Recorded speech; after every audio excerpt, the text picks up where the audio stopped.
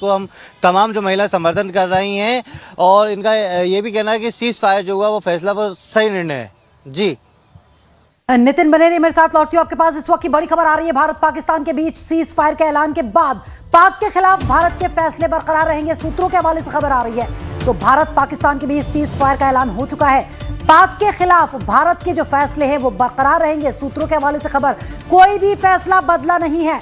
आतंकवाद के खिलाफ भारत की जीरो टॉलरेंस नीति। कमलेश मेरे सहयोगी साथ जानकारी के साथ बने हुए हैं। कमलेश, कोई भी फैसला बदला नहीं है, पाकिस्तान के खिलाफ भारत के फैसले बरकरार हैं, इस तरह की खबर सामने आ रही है। कौन से फैसले, क्या मतलब निकाला जाए इसका? देखिए, भारत सरकार की ओर से ये रुख साफ किया गया कि सीज फायर पर समझौता जरूर हुआ है, लेकिन ना तो पाकिस्तान के खिलाफ भारत की नीति बदली है और ना ही आतंकवाद के खिलाफ भारत का रुख। यानी भारत ने आतंकवाद के खिलाफ अपना रुख कायम रखा है और कहा है कि कोई भी फैसला, जो भी फैसला भारत सरकार ने जो 10 मेजर्स लिए थे उसमें से कोई भी बदला नहीं जाएगी। ये जो सीज फायर है कंडीशनल है, यानी जो सैंक्शन लगाया गया था पाकिस्तान के खिलाफ, उसके economic sanction, diplomatic sanction, water sanction और इसके अलावा अलग थलग किया गया था, वो तमाम निर्णय यथावत जारी रहेंगे। यानी कोई भी मुरब्बत पाकिस्तान को नहीं दी गई है। जो सैंक्शन भारत ने पाकिस्तान पे लगाई थी वो सैंक्शन जारी रहेगी और उसी सैंक्शन के तहत भारत सरकार काम करती रहेगी। और इसके साथ साथ बात और कि भारत सरकार तैयारियां पूरी रखेगी। अगर कोई भी एक्ट टेररिज्म का उधर से होगा, मतलब साफ है, सैनिक और डिप्लोमेटिक नहीं, यानी अगर कोई एक्ट टेररिज्म भी हुआ तो भारत सरकार उसको युद्ध के रूप में लेगी। यानी भारत सरकार चौकन है, भारत सरकार फिर राइट टू रिप्लाई कर सकती है। ये 3 बातें खाम है। यानी ये जो सीज फायर हुआ, कंडीशनल सीज फायर हुआ है। प्रपोजल पाकिस्तान की ओर से आया था 3:30 बजे। प्रपोजल डीजीएमओ, पाकिस्तान के जो डायरेक्टर जनरल मिलिट्री ऑपरेशन, उन्होंने 3:30 बजे भारत के डीजीएमओ को फोन किया था। उसके बाद ये सीज फायर पर सहमति बनी और किसी तीसरा देश इस सीज फायर के एग्रीमेंट कराने में सहायक नहीं हुआ। हाँ, ये जरूर कहा गया है कि कई देश इसमें प्रेरक थे, दबाव डाल रहे थे पाकिस्तान पे, लेकिन पाकिस्तान ने पहले फोन किया और ये कहा कि वो सीज फायर करना चाहते हैं और ये cease fire conditional cease fire है। यानी पाकिस्तान को झुकना पड़ा है भारत के शर्त के सामने। जो यानी भारत की शर्तों के आगे पाकिस्तान झुका है, तब कहीं जाकर भारत सीज फायर के लिए माना है।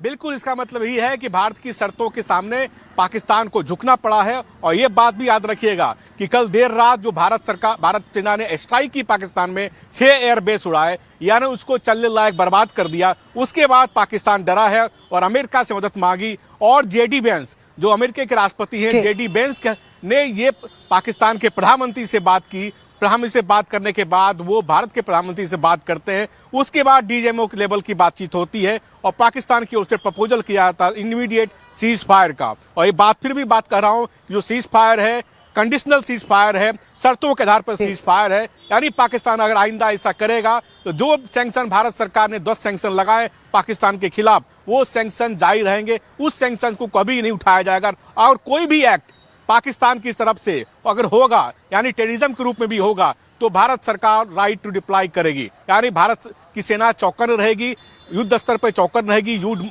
वार मोड में अभी भी रहेगी जब तक कि पाकिस्तान अपने कर्मों को नहीं सुधारता। पाकिस्तान जो करनी है, जो सीज फायर के तहत उन्होंने कहा है सीज फायर, उस पर इम्प्लीमेंट नहीं करते। लेकिन 12 तारीख को दोनों देशों के डायरेक्टर जनरल मिलिट्री ऑपरेशन के बीच आगे की प्रोसेस पर बातचीत होगी। तो आप कह सकते हैं कि 12 तारीख का दिन काफी इंपॉर्टेंट है। अभी युद्ध विराम कर दिया गया है शाम 5 बजे के बाद। कमलेश, जाहिर सी बात है अभी युद्ध विराम का ऐलान भले ही कर दिया गया हो, लेकिन जिस तरह से सेना की भी प्रेस कॉन्फ्रेंस हुई है उसमें साफ साफ इशारा दे दिया गया पाकिस्तान को कि भारतीय सेना पूरी तरह से तैयार है। कोई भी हिमाकत की जाएगी तो भारतीय सेना पीछे नहीं है, एकदम जवाब देने के लिए तैयार है, तय है। इसलिए मैंने कहा कि आमतौर पे सीज फायर के बाद इस तरह की भाषा नहीं बोली जाती। जो भारतीय सेना के तीनों सेनाओं के अधिकारियों ने कहा है कि भारत सरकार सीज फायर तो कर रही है, लेकिन अगर कोई भारत के टेरिटरी में हस्तक्षेप हुआ या वहां सीमा पार से कोई आतंकवाद की गतिविधि या कि भारत के संप्रभुता में हस्तक्षेप करने की कोशिश हुई तो भारतीय सेना फिर जवाब देगी। यानी साफ है कि ये परमानेंट सीज फायर मत मानिएगा, ये टेम्पररी सीज फायर है और देखना होगा कि पाकिस्तान उस तरह से सीज फायर के शर्तों के मुताबिक वर्क करता है कि नहीं, तभी भारत सरकार उसको सीज फायर मानेगी। यानी अभी भी तय कीजिए कि अगर पाकिस्तान उस भी हिसाब से एक्ट नहीं करेगा तो भाई भारत एक्शन लेने के लिए स्वतंत्र होगा। तो इस तरह से आप कह सकते हैं कि 5 बजे के बाद दोनों देशों से ना कोई किसी प्रकार की फायरिंग नहीं होगी, लेकिन शर्तों को निभाना पाकिस्तान पर निर्भर करता है, क्योंकि भारत सरकार ने नहीं, पाकिस्तान सरकार के अनुरोध पे यह सीज फायर हुआ है। कमलेश, जाहिर सी बात है पाकिस्तान सरकार की तरफ से पहल की गई है सीज फायर के लिए और भारत की शर्तों पर वो माना है। अभी आती हूं आपके पास, इस वक्त की बड़ी खबर आ रही है। तो तीनों सेना के अध्यक्ष प्रधानमंत्री नरेंद्र मोदी से मिलने के लिए पहुंचे हैं। बड़ी खबर इस वक्त ही, प्रधानमंत्री से मिलने पहुंचे हैं तीनों सेना के अध्यक्ष और साथ ही साथ सीडीएस भी पहुंचे हैं प्रधानमंत्री आवास। तो प्रधानमंत्री को इस तमाम जो कुछ चल रहा है उसकी जानकारी दी जाएगी। पीएम आवास पर एनएसए अजीत डोभाल पहले से ही पहुंचे हुए हैं, वो पहले से ही वहां पर मौजूद हैं और अभी तीनों सेना के अध्यक्ष पीएम मोदी से मिलने पहुंचे हैं। कमलेश, तीनों सेना के अध्यक्ष पहुंचे हैं, सीडीएस पहुंचे हैं और साथ ही साथ बातचीत वहां पर चल रही है। उनसे पहले ही वहां पर एनएसए मौजूद थे। जी, तकरीबन सुबह भी करीब 2 घंटे की बातचीत तीनों सेनाओं के प्रमुखों के साथ, सीडीएस अनिल चौहान के साथ और एनएसए अजीत डोभाल के साथ प्रधानमंत्री की हुई थी। और अभी जिस समय सीज फायर का ऐलान भारत विदेश मंत्रालय कर रहा था, उसी समय एनएसए पहुंचे थे मिलने के लिए प्रधानमंत्री से। उसके बाद तीनों सेनाओं के प्रमुख भी पहुंचे प्रधानमंत्री के आवास पर और ये तमाम जो तीनों सेनाओं के लोग हैं और इसके बाद सीडीएस है, इसके अलावा जो एनएसए हैं, ये सभी लोग बैठकर बातचीत कर रहे हैं। अब देखना होगा कि इस बातचीत के बाद एक ऑफिशियल कम्युनिकेशन भी आएगा, तो उस ऑफिशियल कम्युनिकेशन में सीज फायर पर क्या रिलीज आती वो भी देखना होगा। हालांकि बिल्कुल विदेश मंत्रालय ने बिल्कुल अपनी ओर से ऐलान कर दिया कि सीज फायर हो गया है और जो शर्तों की व्याख्या खुद तीनों सेनाओं के अधिकारियों ने कर दी।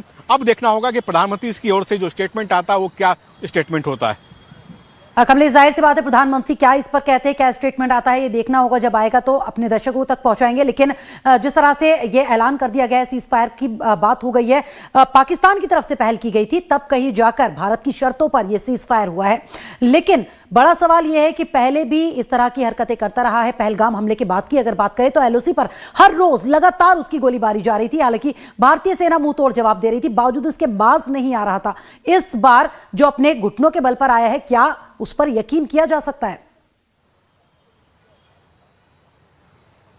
देखिए, यकीन करना बेहद मुश्किल है, लेकिन पाकिस्तान है कि वो अपने बाज नहीं आता।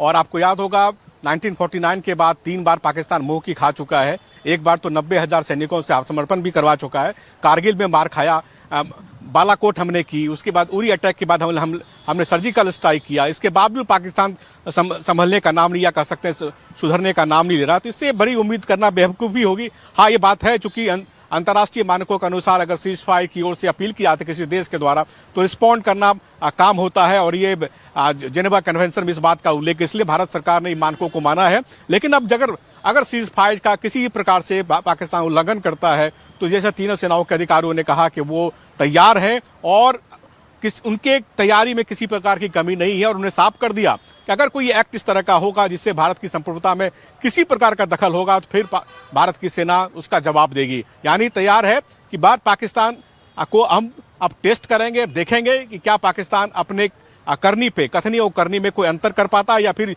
जो उसने सीज फायर के समझौते के वक्त कही है कि वो इस तरह की कोई हस्तक्षेप नहीं करेगा, क्या वो मानता है या नहीं मानता। अगर नहीं मानता है तो फिर हमारी सेना तैयार है, जवाब देने को तैयार है, और जो कल हुआ उससे ज्यादा व्यापक उसको ट्रेलर दिखाया जा सकता है। और खासकर तब जब वो जिस आधार पे वो दम भर रहा था, उसका 6 एयरबेस चलने के लायक नहीं है, उसको ध्वस्त कर दिया गया है।